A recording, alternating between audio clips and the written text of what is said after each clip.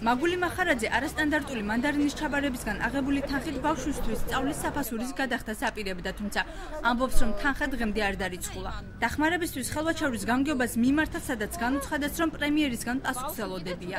ბავშვი მყავს სტუდენტი 23 რიცხვი შესატანია ბოლო თანხა 700 ლარი და არ მაქვს საშუალება და იმიტომ რეკავ და იმიტომ გაწუხებთ. მეორე ბავშვი მყავს ავანტყოფი, ავათ არის ბავშვი. არ მაქვს საშუალება არანაირი მაგის იმედი მქონდა დაირიცხება თანხა და მოვახმარ ბავშვს და ოჯახს. აჭარის სოფლის მეურნეობის სამინისტროში თანხების გაცემის შეფერხების მიზეზად დოკუმენტაციასთან დაკავშირებულ პრობლემებს ასახელებენ და აცხადებენ, რომ შეცდომებისგან დაზღვევის მიზნით მიმდინარეობდა მონაცემთა გადამოწმება, რომელიც ახლახან დასრულდა. ზედმიწევნით ასწორებენ ყველა ფერმერის დოკუმენტს, რომ ან არ გამოაკლდეს, ან ვინმესთან ზედმეტად სხვისი თანხა არ წავიდეს სხვასთან.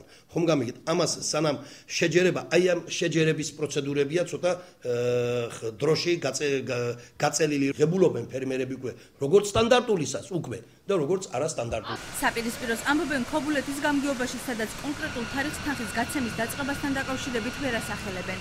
მირანდა წეროძის თქმით, წელს მანდარინის რაოდენობა მოლოდინს გადააჭარბა, რის გამოც თანხის გადარიცხვა შეფერხდა.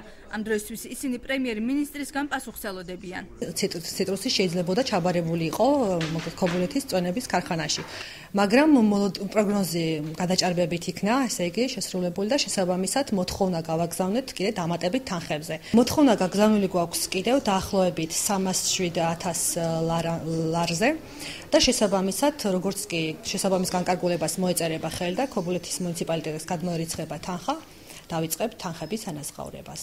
არასტანდარტული მანდარინის საფასურის ასანაზღაურებლად საჭირო თანხა სულ 307,614 ლარს შეადგენს.